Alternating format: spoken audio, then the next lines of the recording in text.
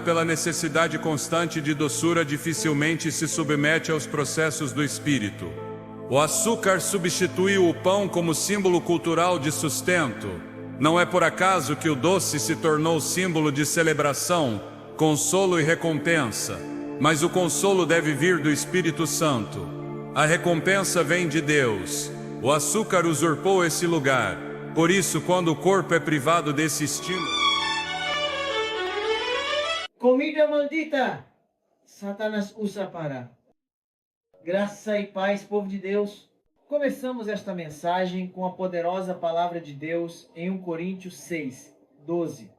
Todas as coisas me são lícitas, mas nem todas as coisas convêm. Todas as coisas me são lícitas, mas eu não me deixarei dominar por nenhuma delas. Antes de começarmos, gostaria de pedir um favor especial a você, nosso querido espectador. Se você está gostando dos vídeos que compartilhamos aqui e deseja acompanhar mais conteúdos inspiradores como este, por favor, inscreva-se no canal, ative o sininho para receber todas as notificações e deixe seu like. Nos comentários fixados estará o link para o nosso grupo de oração. Estou ansioso para ler o seu comentário. Sua participação é fundamental para continuarmos trazendo mensagens edificantes e de qualidade para vocês. E olha só, já sabe o que comprar? Temos uma equipe preparada para pesquisar nas maiores marcas e lojas do Brasil e do mundo, para te oferecer o menor preço e a melhor entrega na sua casa, no trabalho ou onde quiser. Entre em nossa loja e descreva em detalhes o que deseja comprar. Estamos prontos para te servir. Boa sorte! Agora vamos ao tema de hoje. Pare de comer estes 3 alimentos. Satanás usa eles para te controlar. E meu irmão, minha irmã, quando vi isso, até Billy Graham foi citado. Isso é surreal. Às vezes achamos que o inimigo age só nos grandes escândalos, mas não percebemos que ele se infiltra até no nosso prato de comida. Parece estranho, mas existe uma estratégia espiritual por trás de muitos hábitos alimentares. E o Espírito Santo está nos alertando. Vamos juntos entender como pequenas decisões naturais podem abrir portas espirituais perigosas. Fique comigo até o fim, porque esta revelação pode mudar completamente sua vida e sua saúde espiritual. Você sabia que existem alimentos que não apenas prejudicam seu corpo, mas também abrem portas espirituais para que o inimigo tome controle da sua vida? A Bíblia nos adverte claramente: todas as coisas me são lícitas, mas nem todas convêm. Todas as coisas me são lícitas, mas não me deixarei dominar por nenhuma. Coríntios 6:12. Este versículo não fala apenas de ações, mas de hábitos que, sem percebermos, nos escravizam. Hoje vamos mergulhar em um tema raramente abordado: como certos alimentos podem se tornar instrumentos de Satanás para nos enfraquecer espiritualmente. Vamos mostrar como identificar esses alimentos, entender seu impacto oculto e tomar decisões que honrem seu corpo como templo do Espírito Santo. É hora de despertar, de olhar além do sabor e descobrir o que está por trás do que você consome todos os dias. Você está pronto para entender o que Deus reservou para você? Desde o início dos tempos, o inimigo tem usado os mesmos métodos para desviar o povo de Deus: sedução, dúvida e desejo. E embora pensemos que suas estratégias são sempre grandiosas e evidentes, a verdade é que muitas vezes elas operam no cotidiano, no que parece inofensivo, no que acreditamos não ter nenhuma implicação espiritual. E se eu te dissesse que o que você come, aquilo que você coloca no seu corpo diariamente, pode ser uma ferramenta que Satanás usa para te enfraquecer, confundir seu discernimento e escravizar sua vontade? As Escrituras nos ensinam que o corpo não é apenas matéria, ele é templo do Espírito Santo. Em 1 Coríntios 6:19, somos lembrados: acaso não sabem que o corpo de vocês é templo do Espírito Santo, que está em vocês e que receberam de Deus? Vocês não pertencem a si mesmos. Essa afirmação vai muito além de uma doutrina sobre saúde. É uma verdade espiritual profunda que nos confronta com a realidade de que tudo o que fazemos com nosso corpo, incluindo o que comemos, tem consequências eternas. O problema não é simplesmente o alimento, mas o vínculo invisível que pode ser criado entre uma necessidade física e uma opressão espiritual. Ao longo da Bíblia, vemos como o inimigo manipula o material para alcançar efeitos espirituais. Foi com um fruto que ele seduziu Eva. Não foi uma espada, não foi uma ameaça direta, foi algo aparentemente natural, desejável aos olhos e bom para comer. Gênesis 3:6 diz: quando a mulher viu que a árvore era boa para se comer, agradável aos olhos e desejável para dar entendimento, tomou do seu fruto e comeu. Desde aquele momento, a humanidade aprendeu que o alimento não é apenas sustento. Ele também pode ser um instrumento de queda, e continua sendo hoje, quando Satanás usa a comida, não apenas para destruir corpos, mas para nublar a alma, adormecer o espírito, e acima de tudo, afastar o crente do controle de Deus. Quando analisamos o que acontece no mundo moderno, é evidente que vivemos sob um bombardeio constante de mensagens que exaltam o prazer imediato. Nos ensinam a comer por ansiedade, por impulso, por hábito. Não comemos para viver, vivemos para comer. E no meio desse desordem, se esconde uma armadilha espiritual sutil, mas perigosa. Muitos não compreendem que o apetite mal direcionado é um dos meios mais antigos e eficazes que o inimigo tem usado para romper a comunhão entre Deus e o homem. Em Filipenses 3:18-19, Paulo adverte com lágrimas nos olhos: pois muitos andam por aí, dos quais muitas vezes falei, e agora falo chorando, que são inimigos da cruz de Cristo. O destino deles é a perdição, o Deus deles é o ventre, e a glória deles está na sua vergonha. Eles só pensam nas coisas terrenas. Este trecho não se refere a pessoas afastadas da fé, mas àqueles que, tendo conhecido a verdade, acabaram servindo aos seus impulsos em vez de se submeterem à direção do Espírito. O problema com esses hábitos aparentemente pequenos é que eles abrem portas. Você começa comendo por ansiedade e termina justificando a falta de domínio próprio em outras áreas. Perde clareza espiritual, deixa de discernir a voz de Deus, e sem perceber se torna cada vez mais fraco diante das tentações.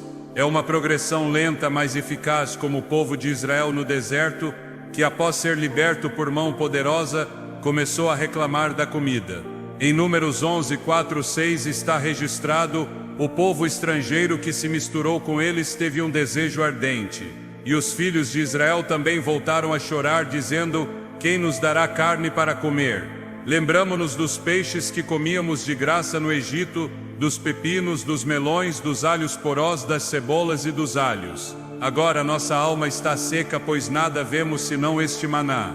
O impressionante desse trecho é que o povo desprezou o alimento divino, porque seu paladar havia sido formado na escravidão. Seu apetite não havia sido redimido, e por isso desejavam voltar ao Egito. Não foi a fome física que os prendeu, foi o desejo mal direcionado. Eles queriam o que conheciam, embora esse conhecimento viesse do lugar de sua opressão. Hoje acontece o mesmo. Há cristãos que foram libertos pelo sangue de Cristo, mas continuam presos a costumes alimentares que não apenas prejudicam sua saúde, mas os mantêm escravos no espírito. Não conseguem jejuar porque seu corpo foi treinado para exigir satisfação imediata.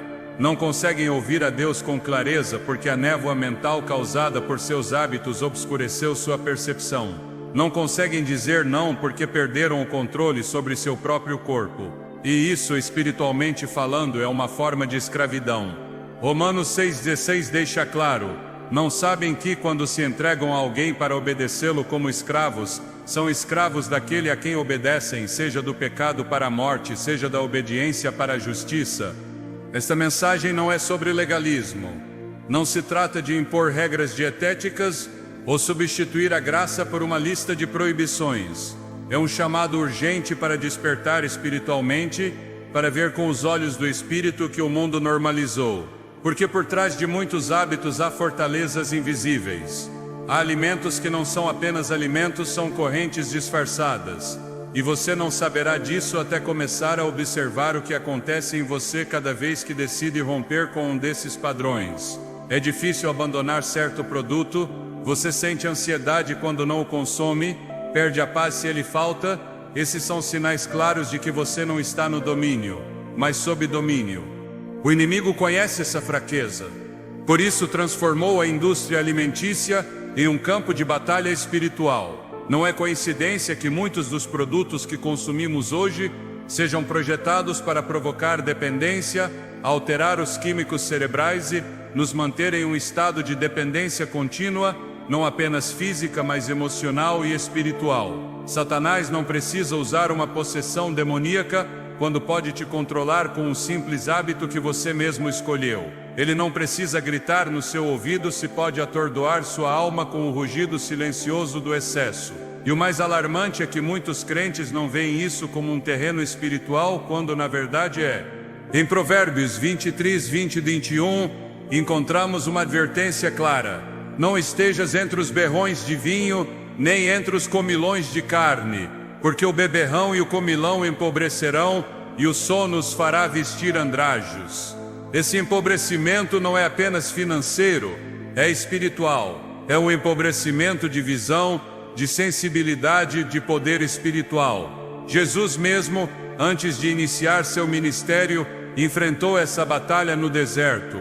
O inimigo o tentou primeiro com pão, não com fama, não com poder, mas com alimento, porque sabia que se conseguisse fazer Jesus usar seu poder para satisfazer sua fome, teria quebrado sua dependência do Pai. Mas Jesus respondeu com palavras eternas: está escrito, nem só de pão viverá o homem, mas de toda a palavra que procede da boca de Deus. Mateus 4:4. Essa declaração não é apenas um princípio, é uma estratégia espiritual. Quando você entende que o que realmente te alimenta não é o pão, mas a palavra, começa a tomar decisões a partir de um lugar de liberdade, não de compulsão. Há momentos em que Deus te chama para jejuar, para te negar, para discernir o que você consome, não porque quer te castigar, mas porque deseja te libertar. O domínio próprio é um dos frutos do Espírito, e como todo fruto, exige cultivo, intencionalidade e perseverança. Gálatas 5, 22, 23 diz: mas o fruto do Espírito é amor, alegria, paz, paciência, benignidade, bondade, fidelidade, mansidão, domínio próprio. Contra essas coisas não há lei. Quando você pratica o domínio sobre seu corpo, algo começa a mudar dentro de você. Seu discernimento se aguça, sua sensibilidade espiritual se eleva, sua mente se clareia, suas orações se intensificam. É como se um véu se rasgasse, e você começa a ver com mais nitidez o que antes passava despercebido. Essa clareza é um presente de Deus, mas vem após o sacrifício. Muitas pessoas que começam a mudar seus hábitos alimentares relatam não apenas melhorias físicas, mas também espirituais. Sentem-se mais próximas de Deus, conseguem orar com maior concentração, têm sonhos mais claros, ouvem com mais facilidade a voz do Espírito. E não é mágica, é o fruto de uma obediência concreta. Em Isaías 58, Deus fala sobre o jejum que ele escolheu. Não é apenas se abster de comida, é romper julgos, liberar cargas, deixar de fazer o que não agrada a Deus. O versículo 6 resume: não é este o jejum que escolhi, soltar as cadeias da injustiça, desatar os jugos da opressão, deixar livres os oprimidos e romper todo jugo. Em outras palavras, há correntes que só se quebram quando o corpo se submete, quando o apetite se rende, quando o coração busca a Deus acima do prazer. Esse primeiro passo não é fácil. Implica-se observar com honestidade, reconhecer quais alimentos têm poder sobre você, admitir que há hábitos que você justificou por anos. Mas é exatamente nesse ato de sinceridade que a verdadeira liberdade começa, porque o que não é nomeado não é vencido, e o que é justificado não é transformado. Jesus veio para libertar os cativos, e isso inclui aqueles que estão cativos de si mesmos. Não podemos falar de santidade sem falar de disciplina. Não podemos clamar por avivamento enquanto continuamos alimentando fortalezas espirituais com nossas decisões diárias. Hoje é um dia de decisão.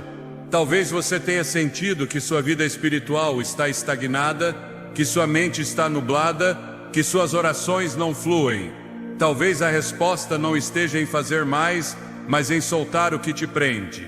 Pode ser que a liberdade que você busca não esteja em adicionar mais coisas, mas em parar de consumir o que o inimigo tem usado para te deter. E isso não é sobre medo, é sobre revelação. Porque quando você vê a verdade, pode agir em fé. Jesus disse em João 8,32: e conhecerão a verdade, e a verdade os libertará. Essa verdade começa com o que você tem na mão, com o que decide todos os dias, com o que entra pela sua boca e acaba afetando seu espírito. Você não está sozinho nessa luta. Deus te deu seu espírito para te guiar. Ele te deu sua palavra para iluminar seu caminho, e te deu a capacidade de decidir, de se render, de começar de novo. O que você come pode ser uma oferta ou uma corrente. Você escolhe, mas lembre-se, quando seu corpo se alinha com a vontade de Deus, sua alma floresce e seu espírito se eleva. E é aí, nessa harmonia santa, que a verdadeira transformação começa. Você está disposto a olhar além do prato e discernir o que está por trás, porque por trás do físico há uma guerra, e hoje você é chamado a vencê-la. Nem tudo que é doce vem de Deus. Às vezes, o que parece prazeroso e seguro é, na verdade, uma armadilha cuidadosamente projetada para enfraquecer sua vontade e submeter sua mente. O açúcar, em sua forma moderna, passou de ser um ingrediente a se tornar uma ferramenta de escravidão silenciosa. Está em todos os lugares, disfarçado em rótulos, camuflado em produtos do dia a dia, presente até onde menos esperamos. Não apenas modifica o corpo ou altera a mente e com ela sua capacidade de ouvir a voz de Deus com clareza. Em 2 Timóteo 1,7 a Escritura afirma: porque Deus não nos deu espírito de covardia, mas de poder, de amor e de domínio próprio. O domínio próprio não é um luxo, é uma marca do Espírito Santo. Mas esse fruto não pode florescer em um corpo governado por impulsos que surgem de uma adição cuidadosamente normalizada. A doçura da tentação não começou na indústria moderna. Desde tempos antigos, o homem busca satisfazer seus desejos através do que agrada ao paladar. Mas quando esse desejo se torna necessidade, já não há liberdade. E onde não há liberdade, há terreno fértil para o inimigo. Jesus ensinou que ninguém pode servir a 2 senhores. E embora em seu contexto ele falasse de riquezas, o princípio se estende a qualquer coisa que governa o coração. Se seu corpo clama por açúcar todos os dias, e sua mente se nubla quando não o obtém, você está diante de um conflito espiritual disfarçado de costume diário. Você não pode declarar liberdade em Cristo enquanto está preso por correntes que você mesmo alimenta com cada decisão. O açúcar age no cérebro de maneira semelhante a certas drogas. Ele libera dopamina, te faz sentir prazer momentâneo e depois exige mais. Isso não é apenas uma reação química, é uma manipulação do sistema que Deus projetou para o equilíbrio. Quando o design divino é manipulado, o resultado é desordem. E onde há desordem, a presença de Deus não se manifesta em plenitude. 1 Coríntios 14:33 nos lembra: porque Deus não é Deus de confusão, mas de paz. Uma mente confusa, ansiosa, emocionalmente alterada pelo que consome, não pode caminhar nessa paz. E sem paz, perde-se a clareza para tomar decisões espirituais. O açúcar não entra apenas pela boca. Ele sobe a mente e bloqueia os canais de sensibilidade que o Espírito Santo usa para falar. A gula tem sido mencionada na palavra como uma forma de idolatria. O açúcar, embora pareça inocente, foi exaltado como um ídolo cultural. É celebrado, recompensado, consumido em excesso sem consciência. Mas por trás dessa cultura há uma estrutura espiritual que opera sob o princípio da prisão emocional. O inimigo não precisa te atacar com coisas óbvias quando pode te envolver com coisas aceitas. A doçura do açúcar encobre seu verdadeiro propósito: desviar o coração do homem para o prazer imediato e afastá-lo do autocontrole que é essencial para viver segundo o Espírito. Romanos 8:13 diz: pois se vocês viverem segundo a carne, morrerão. Mas se pelo Espírito fizerem morrer as obras da carne, viverão. Viver segundo a carne nem sempre significa atos escandalosos. Às vezes significa não conseguir se negar a mais uma colherada. Muitos oram por direção divina, mas não conseguem ouvir. Pedem sabedoria, mas sua mente não tem descanso. Jejuam, mas quebram o jejum por um desejo que não conseguem resistir. Isso não é uma questão menor. É uma porta aberta que enfraquece o espírito a partir do invisível. Quando Jesus falou sobre o jejum, não o fez como uma sugestão, mas como uma prática esperada. Em Mateus 6,16, ele diz quando jejuarem. Ele não disse se, disse quando. Mas como alguém pode jejuar com propósito se seu sistema está condicionado a colapsar na ausência de açúcar? A resistência espiritual é construída no corpo também. Um corpo governado pela necessidade constante de doçura dificilmente se submete aos processos do espírito. O açúcar substituiu o pão como símbolo cultural de sustento. Não é por acaso que o doce se tornou símbolo de celebração, consolo e recompensa. Mas o consolo deve vir do Espírito Santo. A recompensa vem de Deus. O açúcar usurpou esse lugar. Por isso, quando o corpo é privado desse estímulo, muitas pessoas experimentam sintomas de abstinência que não são apenas físicos, são sintomas espirituais. Irritação, tristeza, confusão. Não é simplesmente falta de glicose. É a manifestação de uma prisão que criou raízes profundas.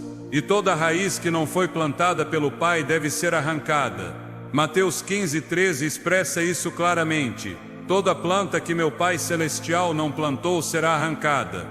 Nos tempos antigos, o povo de Deus era instruído sobre o que devia ou não comer, não como uma imposição arbitrária, mas como um ato de consagração. Hoje, embora não vivamos mais sob a lei mosaica, o princípio de santidade permanece válido. Deus continua chamando seu povo a distinguir entre o que edifica e o que destrói. O corpo, como templo do Espírito, deve ser mantido em estado de alerta, de vigilância, não sob o controle de substâncias que entorpecem e embotam o julgamento. Em 1 Pedro 5:8, somos exortados: sede sóbrios e vigilantes, porque o vosso adversário, o diabo, anda em derredor como leão que ruge, procurando a quem possa devorar. A sobriedade espiritual também inclui a sobriedade física. Não se pode vigiar com eficácia se o corpo está submetido a um regime de dependência. O inimigo não age apenas no plano espiritual. Ele infiltra sistemas, hábitos, modelos culturais. A indústria do açúcar criou uma dependência global que é reforçada por marketing emocional, manipulação informativa e acesso desenfreado. Não se trata de uma conspiração alimentar, mas de uma estratégia de distração espiritual. O que te controla te limita, e o que te limita impede que você desenvolva seu potencial em Deus. O povo de Deus foi chamado à liberdade, mas muitos vivem em escravidão diária sem perceber. Em Gálatas 5:1, está declarado: permanecei, pois, firmes na liberdade com que Cristo nos libertou, e não vos sujeiteis outra vez ao jugo da escravidão. Esse jugo pode assumir muitas formas. Às vezes, toma a forma do que adoça seu café. Essa doçura é ilusória. Produz um prazer efêmero que não preenche o vazio interior. Somente o Espírito Santo pode trazer plenitude. Somente a palavra pode dar saciedade. O açúcar cria a ilusão de satisfação, mas exige cada vez mais. E nesse ciclo a alma se cansa, o corpo se esgota, o espírito adormece. Jesus disse em João 6,35: eu sou o pão da vida. Quem vem a mim nunca terá fome. Quem crê em mim nunca terá sede. Essa promessa não é apenas teológica, é prática. Significa que nossa satisfação mais profunda não virá do que consumimos fisicamente, mas da comunhão com Cristo. Quando você substitui o eterno pelo temporal, sempre estará buscando algo mais. Mas quando a alma é alimentada corretamente, o corpo deixa de exigir o que não precisa. Não podemos pregar liberdade enquanto toleramos hábitos que nos mantêm em prisão. Não podemos falar de guerra espiritual enquanto servimos ao estômago. Não podemos dizer que Cristo reina em nossas vidas enquanto o açúcar toma decisões por nós. A luta contra esse tipo de escravidão não é com força humana, mas com armas espirituais. 2 Coríntios 10:4-5 confirma: porque as armas da nossa milícia não são carnais, mas poderosas em Deus para a destruição de fortalezas, derribando raciocínios e toda altivez que se levanta contra o conhecimento de Deus, levando cativo todo pensamento à obediência de Cristo. Esses pensamentos incluem os impulsos, os desejos, as justificativas. Tudo deve ser levado à obediência, até mesmo o que você come. Não se trata de demonizar o ingrediente, mas de discernir quando algo tomou o lugar que pertence somente a Deus. Se você não consegue largar, não está controlando, está sendo controlado. E tudo que te controla te impede de caminhar na plenitude do Espírito. Efésios 5,18 diz: não vos embriagueis com vinho que leva ao desenfreio, mas enchei-vos do Espírito. Esse princípio de plenitude espiritual implica esvaziar-se de tudo que embota a mente, enfraquece o corpo e entorpece a alma. O açúcar embriagou gerações, substituiu a alegria do espírito por um estímulo químico, e essa substituição não pode continuar se desejamos caminhar com poder. O corpo precisa de alimento, mas nem toda necessidade é legítima quando foi manipulada pelo inimigo. A fome do espírito é prioritária. Mateus 5,6 diz: bem-aventurados os que têm fome e sede de justiça, porque serão fartos. Não se trata de ter fome de doçura, mas de justiça. Não se trata de saciar a ansiedade, mas de alimentar o espírito. Quando você ordena suas prioridades, o que antes te dominava perde poder. A verdadeira doçura não está em uma substância, mas na presença de Deus. Salmo 119:103 declara: quão doces são as tuas palavras ao meu paladar, mais que o mel à minha boca. Essa é a doçura que fortalece. Essa é a doçura que liberta. Nessa batalha não se trata de força de vontade, mas de rendição. A vontade humana pode falhar, o espírito não. Por isso o primeiro passo não é abandonar o açúcar, é entregar a Deus o lugar que o açúcar ocupou. É reconhecer a prisão, confessar a dependência e pedir ajuda. Deus honra o coração contrito. Ele não despreza a fraqueza, Ele a transforma. E nesse processo o corpo se alinha, a mente se clareia, o espírito se eleva. Provérbios 3:5-6 instrui: confia no Senhor de todo o teu coração e não te apoies no teu próprio entendimento. Reconhece-o em todos os teus caminhos, e Ele endireitará as tuas veredas. Inclua o caminho da sua alimentação, inclua o que você consome, porque cada decisão é uma semente que produz fruto espiritual. Quando o povo de Deus decide consagrar até mesmo o mínimo à sua vontade, os céus se abrem. A obediência no pequeno precede a revelação no grande. O inimigo sabe disso, por isso luta para te manter distraído com o trivial. Mas o Espírito Santo te chama para despertar, para discernir, para agir. O doce nem sempre é bom, o agradável nem sempre é correto. Somente o que vem de Deus traz liberdade. E a liberdade não tem sabor, tem poder. Hoje é o momento de decidir quem governa seu corpo, o hábito ou o espírito. Porque você não pode servir a ambos, e apenas um deles conduz à vida. O que o mundo normalizou como uma escolha sem importância, a palavra de Deus revela como uma armadilha com consequências espirituais profundas. Em meio a uma cultura que celebra a liberdade de consumo sem discernimento, surgiu um sistema alimentar que não apenas afeta o corpo, mas contamina a alma. A realidade que muitos preferem ignorar é que existem alimentos direta ou simbolicamente associados a práticas espirituais contrárias a Deus. Por trás de certos produtos, não há apenas uma fábrica ou uma marca.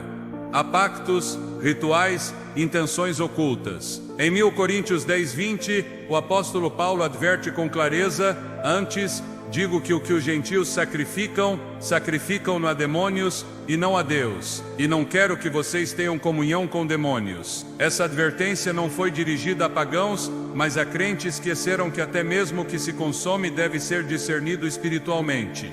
Quando a Escritura fala de carne sacrificada a ídolos, não o faz apenas de uma perspectiva cerimonial, mas de um princípio eterno. O que foi consagrado a outros deuses carrega uma influência espiritual. Esse princípio permanece válido. Não se trata do ato visível, mas do pano de fundo. Em muitas culturas, a produção de certos alimentos está impregnada de simbolismos religiosos, invocações e filosofias que se opõem diretamente à verdade de Cristo. Não é necessário participar ativamente desses ritos para estar em risco. Basta ignorar sua existência e consumir sem discernimento. O inimigo trabalha nas sombras, sabendo que a ignorância é um terreno fértil para a opressão. Oséias 4:6 diz com contundência: o meu povo está sendo destruído porque lhe falta o conhecimento. Quando alguém consome algo que foi espiritualmente contaminado, mesmo que não perceba imediatamente, seu espírito pode ser afetado. Há alimentos que abrem portas porque foram oferecidos com intenções ocultas. Alguns produtos carregam símbolos, nomes ou slogans que glorificam outras entidades. E mesmo assim são recebidos com leviandade. O discernimento enfraqueceu porque a fome por comodidade superou o desejo de santidade. Em 2 Coríntios 6, 14 e 17, Paulo pergunta: que comunhão tem a luz com as trevas? Que harmonia há entre Cristo e Belial? Que parte tem o crente com o incrédulo? E que acordo há entre o templo de Deus e os ídolos? Esse chamado à separação não é fanatismo, é proteção. Deus não divide seu templo com nada impuro. Os alimentos que foram dedicados a práticas pagãs ou produzidos sob princípios espiritualmente impuros não representam apenas uma contaminação externa. São veículos de influência espiritual que podem interferir na clareza, na paz e na sensibilidade que o crente precisa para caminhar segundo o Espírito. No livro de Daniel, o jovem profeta recusou comer os manjares do rei da Babilônia, não por uma questão cultural, mas espiritual. Daniel 1:8 diz: resolveu Daniel no seu coração não se contaminar com a porção das iguarias do rei, nem com o vinho que ele bebia. Daniel entendia que o que estava em seu prato podia comprometer sua comunhão com Deus. Sua decisão não foi legalismo, foi revelação. Foi uma expressão de fidelidade em um ambiente carregado de idolatria. Esta geração perdeu esse nível de sensibilidade. As linhas entre o puro e o impuro, entre o santo e o profano foram apagadas. Consome-se sem perguntar, sem orar, sem discernir. Tudo é justificado sob a bandeira da graça, sem entender que a graça não anula a necessidade de santificação. Hebreus 12:14 nos lembra que sem santidade ninguém verá o Senhor. E a santidade não se limita ao que se diz ou faz, inclui também o que se permite entrar no corpo e na alma. A influência espiritual nem sempre é evidente. Muitas vezes age lentamente, nublando a mente, apagando o discernimento, enfraquecendo a fé. E quando o crente percebe, já está preso em uma dinâmica que só pode ser quebrada com obediência radical. A Bíblia ensina que somos responsáveis por examinar todas as coisas. Em 1 Tessalonicenses 5:21-22, Paulo exorta: examinai tudo, retende o que é bom, abstende-vos de toda forma de mal. Essa exortação não se limita a doutrinas ou ensinamentos, estende-se a tudo que interage com o crente. Vivemos em um tempo em que o mal se disfarça de progresso, de tendência, de multiculturalismo. Mas o que Deus chama de profano não pode ser aceito como normal só porque é comum. A santidade continua sendo a norma, a separação continua sendo o chamado, e nessa separação está a proteção da alma. Deus não é alheio ao que acontece na terra. Ele vê cada detalhe, cada sistema, cada intenção, e deu ao seu povo a capacidade de discernir, se estiverem dispostos a buscar seu conselho. Em Provérbios 3:6 somos instruídos: reconhece-o em todos os teus caminhos, e ele endireitará as tuas veredas. Isso inclui reconhecê-lo no que consumimos, no que aceitamos, no que levamos à nossa mesa.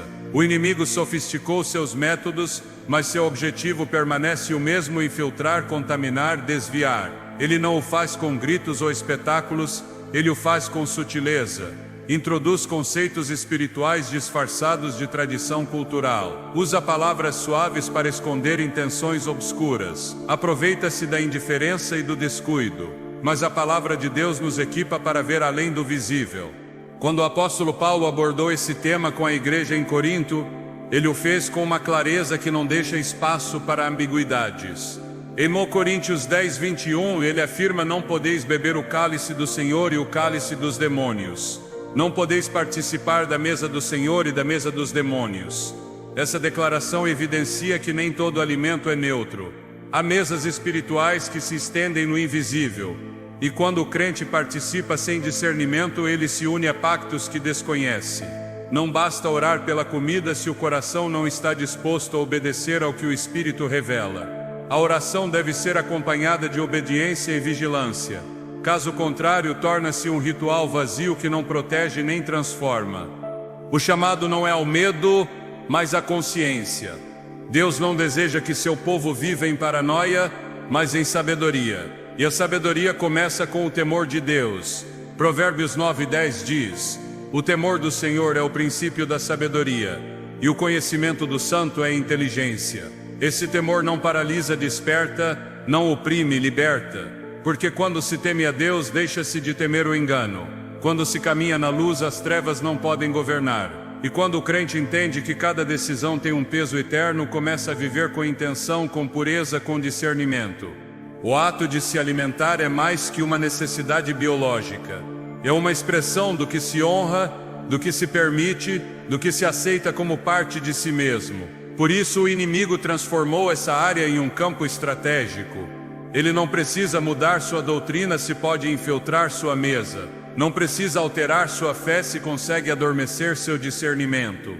Mas Deus está chamando seu povo a despertar, a examinar, a separar. Em Levítico 20:26, o Senhor declara: sereis santos para mim, porque eu, o Senhor, sou santo e vos separei dos povos para serdes meus. Essa separação continua válida.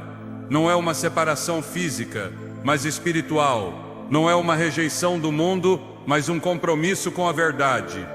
Há alimentos que não apenas nutrem o corpo, mas contaminam o espírito, não por sua composição química, mas por sua origem espiritual. O crente deve aprender a discernir além do evidente.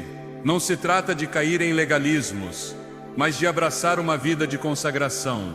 Porque o que começa como uma decisão trivial pode se tornar um canal de influência que enfraquece lentamente a vida espiritual. E em tempos em que a batalha espiritual se intensifica, não há espaço para negligência.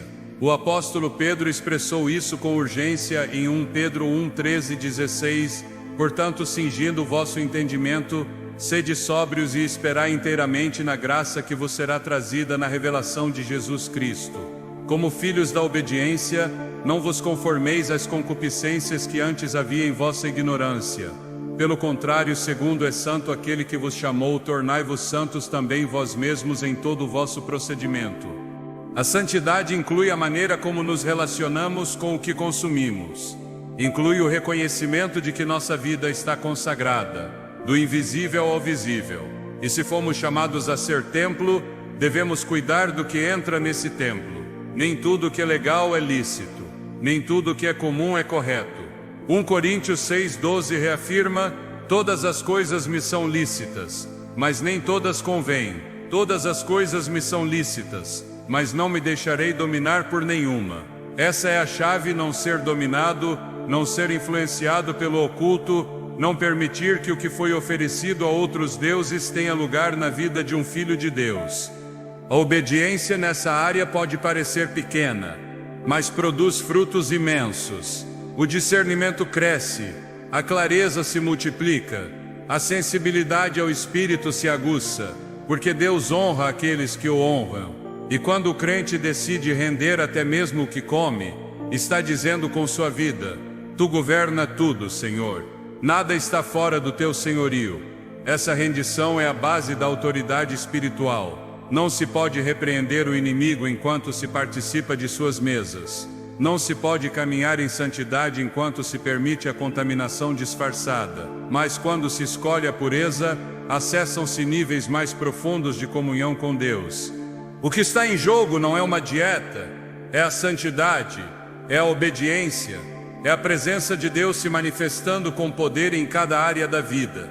E essa manifestação começa quando se leva a sério o que o mundo trata com leviandade. O alimento é uma linguagem. Diz algo sobre quem governa, sobre o que se valoriza, sobre a quem se honra. E somente um é digno de receber essa honra. Seu nome é santo, seu nome é Cristo. E tudo que se faz, até mesmo o que se come ou bebe, deve ser feito para a glória do seu nome. 1 Coríntios 10:31 afirma: portanto, quer comais, quer bebais ou façais qualquer outra coisa, fazei tudo para a glória de Deus. Há um pecado que raramente é pregado, que quase nunca é mencionado em conversas espirituais, mas que se infiltrou sorrateiramente na vida de muitos crentes. É discreto, mas constante. Esconde-se nos hábitos diários, no que parece inofensivo, no que todos fazem sem questionar. A gula não é apenas uma questão de quantidade, é um desordenamento da alma, é a expressão de um corpo que deixou de obedecer ao espírito. É a manifestação de um coração que aprendeu a preencher vazios com comida em vez de buscar a plenitude em Deus. Filipenses 3,19 define com clareza: o destino deles é a perdição, o Deus deles é o ventre, e a glória deles está na sua vergonha. Eles só pensam nas coisas terrenas. Esse tipo de pecado foi normalizado por uma cultura que glorifica o excesso. Comemos mais do que o necessário, com mais frequência do que o necessário, por razões que não têm relação com o sustento. E nesse ciclo, o espiritual se enfraquece. Não é por acaso que em muitos momentos bíblicos cruciais, a disciplina do jejum aparece como resposta ao caos interior. Porque onde o corpo governa, o espírito adormece. Onde a carne dirige, a comunhão se rompe. E quando o apetite se torna o mestre, a vontade já não responde ao Espírito Santo, mas ao desejo imediato.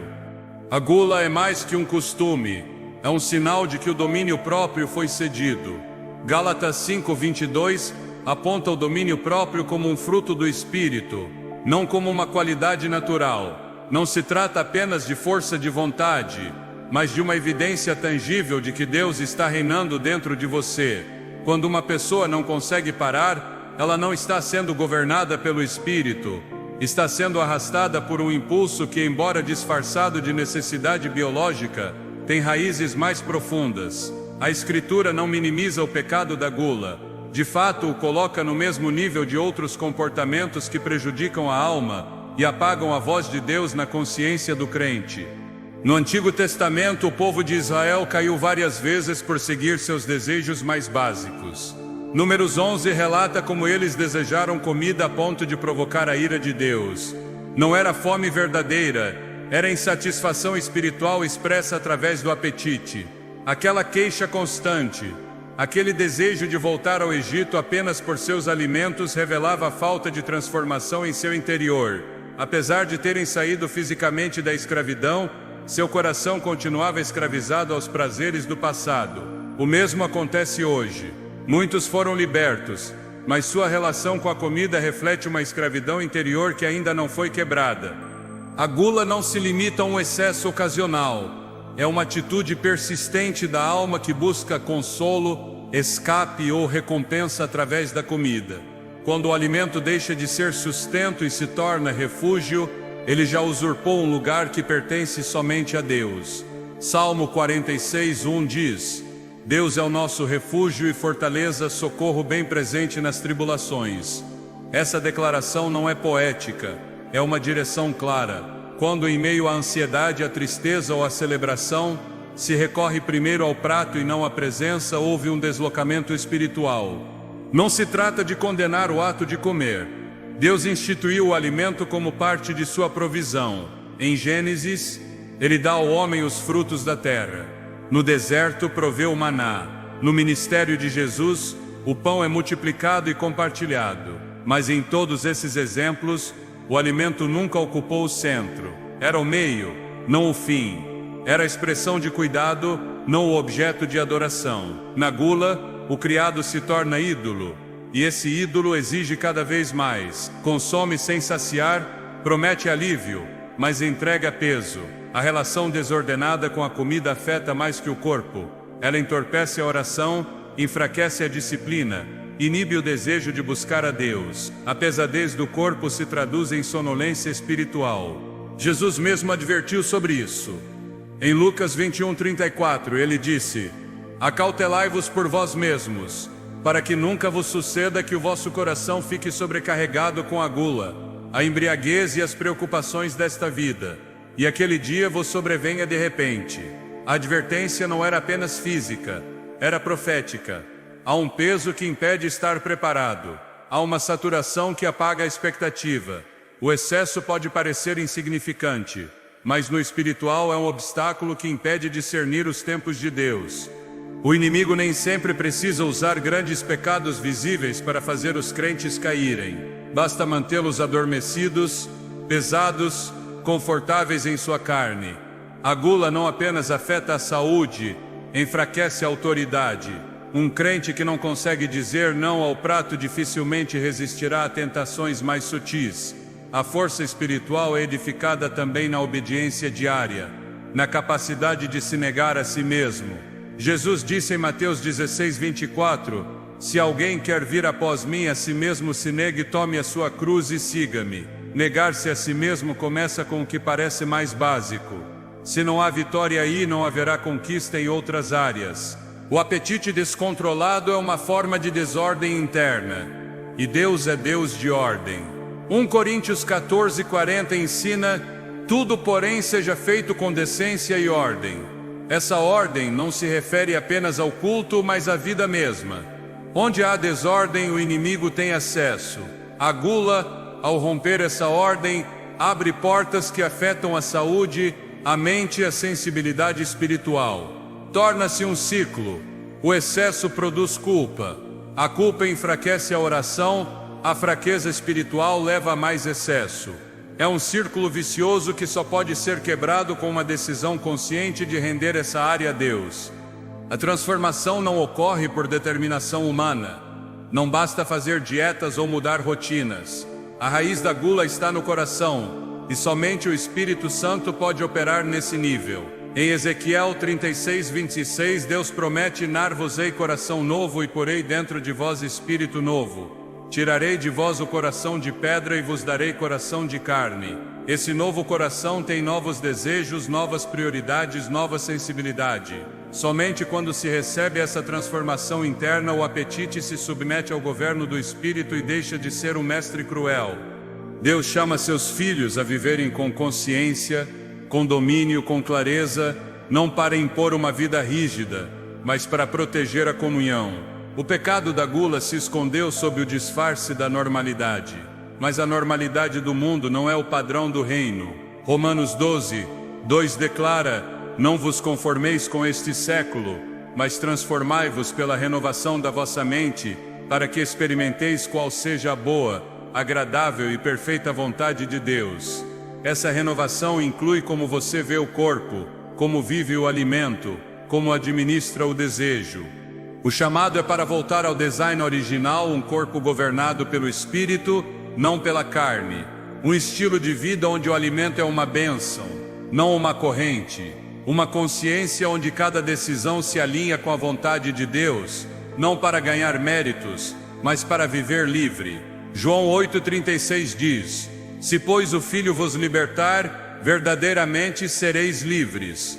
Essa liberdade inclui a área dos hábitos, inclui o ato cotidiano de comer, porque ali também se reflete quem governa. O corpo é templo e, como templo, deve ser cuidado, purificado, consagrado. Em 2 Crônicas 29, Ezequias restaura o templo físico de Israel, removendo tudo que o contaminava, limpando suas câmaras, restaurando seu propósito. Hoje, o Espírito Santo deseja fazer o mesmo em cada vida. Restaurar o corpo como morada digna, como instrumento útil, como reflexo da glória de Deus. Essa restauração começa com a rendição, com a disposição de dizer: Senhor, até no que como, quero te honrar. Quando o alimento ocupa seu lugar correto, abre-se espaço para a comunhão. Quando o apetite é governado, a alma ouve com mais clareza. Quando a gula é derrubada, o poder espiritual se levanta. A vitória não está em comer menos, mas em viver sob a guia do Espírito. Não se trata de contar calorias, mas de render o coração. Porque onde há rendição, há transformação. E onde há transformação, há glória. O inimigo treme diante de um crente que domina seu corpo.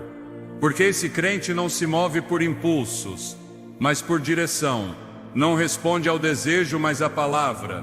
E essa vida tem autoridade. Tem poder, tem impacto. Essa vida não é dominada pelo prato, mas pelo Espírito. Não vive apenas de pão, mas de cada palavra que procede da boca de Deus. Nos tempos bíblicos, o ato de comer não era apenas uma necessidade. Era também um ato espiritual carregado de significado. Entendia-se que o que entrava no corpo podia afetar a comunhão com Deus, não apenas por sua natureza física, mas por sua procedência espiritual. Essa realidade não mudou. Hoje, mais do que nunca, é vital discernir o que consumimos, não apenas por razões de saúde, mas porque por trás de certos alimentos pode haver uma consagração invisível a forças que não provêm de Deus. Em 1 Coríntios 10, 19 e 20, Paulo deixa uma advertência que ressoa com força: que digo, pois, que o ídolo é alguma coisa, ou que o que é sacrificado ao ídolo é alguma coisa. Antes, digo que o que os gentios sacrificam-no a demônios e não a Deus, e não quero que vocês tenham comunhão com demônios.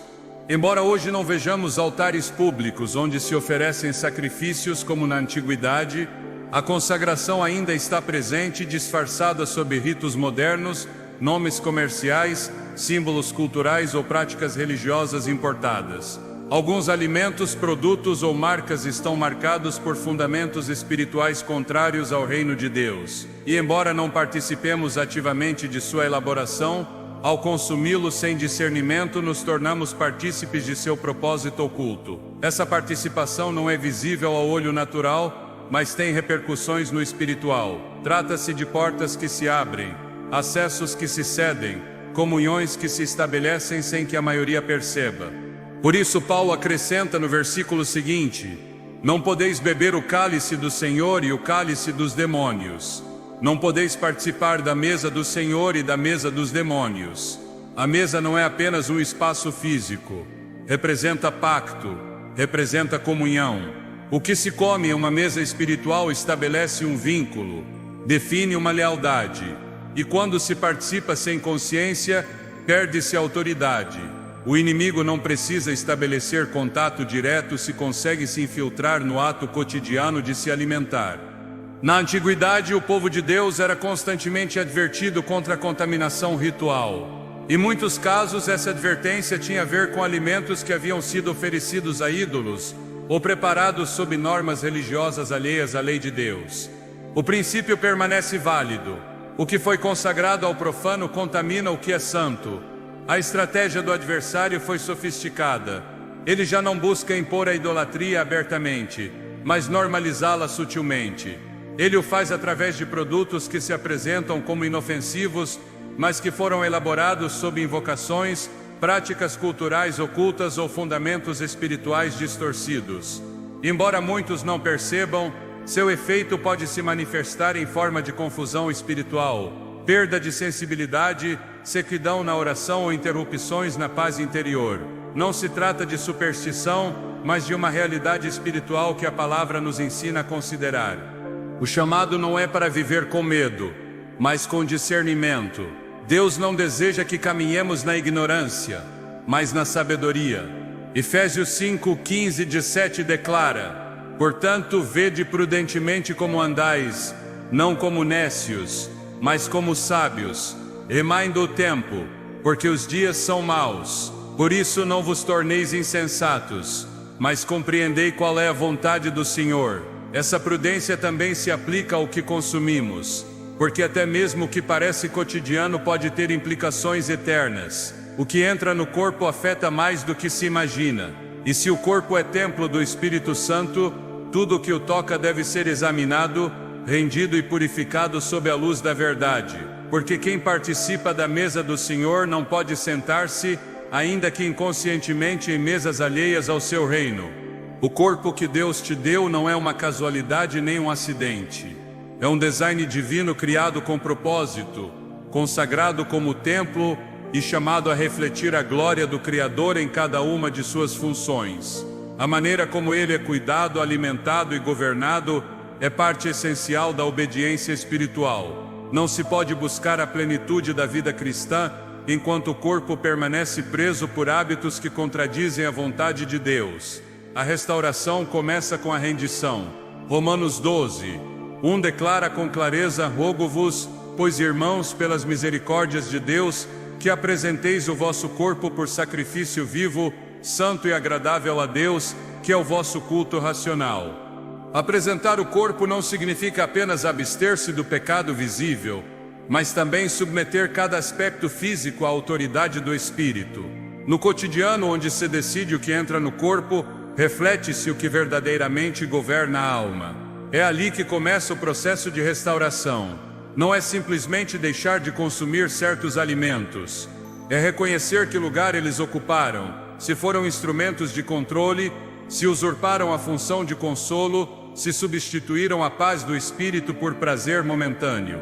Eles devem ser desalojados do trono que não lhes pertence. A liberdade não se manifesta na ausência de luta, mas na presença de domínio. E esse domínio não é humano, é espiritual. Quando o crente permite que o Espírito Santo guie até mesmo suas decisões alimentares, seu corpo se torna uma extensão da obediência.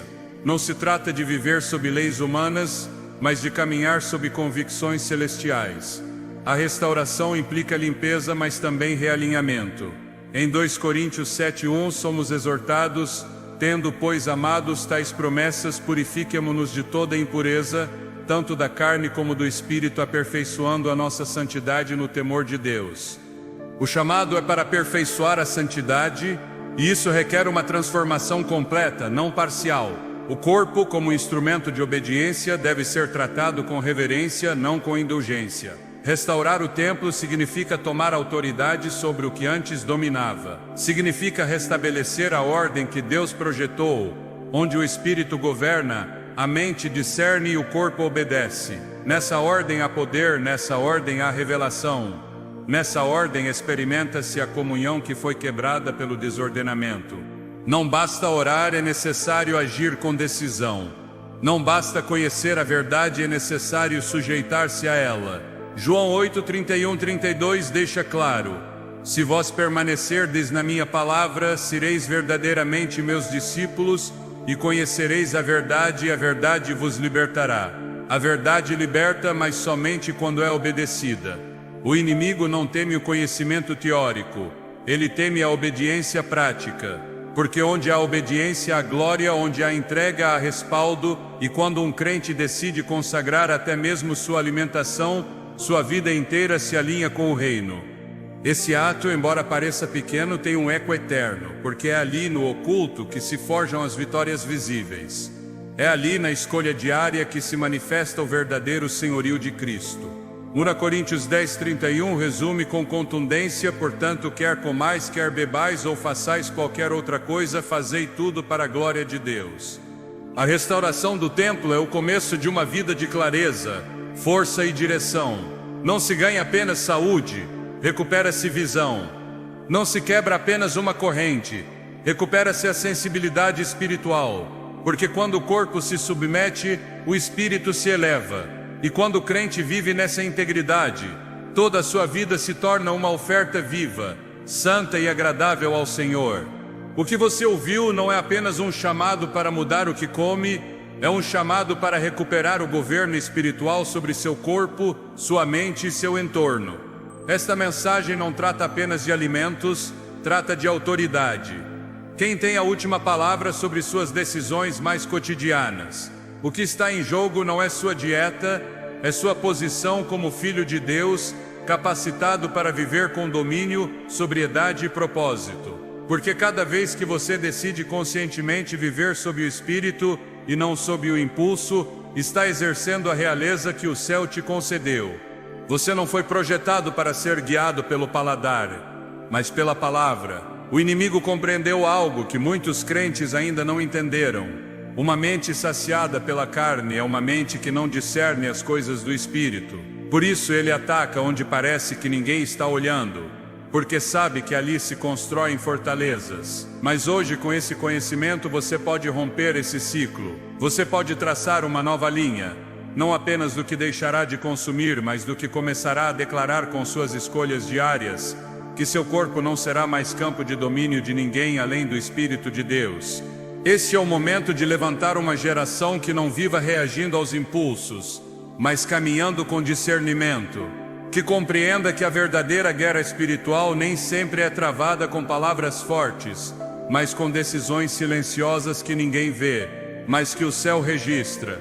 Porque quando você escolhe honrar a Deus, até mesmo no que consome, o reino se manifesta de maneira concreta em sua vida. E essa manifestação não apenas te transforma, mas impacta sua casa, suas gerações, seu propósito. Que o que você come nunca mais seja casual. Que cada ato de disciplina seja um ato de guerra espiritual. Que cada decisão de obediência se torne uma declaração viva. O inimigo não governa aqui, porque quando você decide honrar a Deus no pequeno, ele se glorifica no grande. E é exatamente aí que começa a verdadeira vitória. E aí, povo abençoado, já sabe o que quer comprar? Então passa lá na nossa loja. Temos uma equipe ungida que pesquisa nas melhores marcas do Brasil e do mundo, só para te entregar o menor preço com entrega rápida onde você estiver. É só dizer o que precisa e a bênção chega. Confere também os produtos na descrição, tem coisa boa te esperando. Eu sou o profeta pastor Marconi Silva e quero te convidar a entrar no nosso grupo de oração. O link está nos comentários fixados.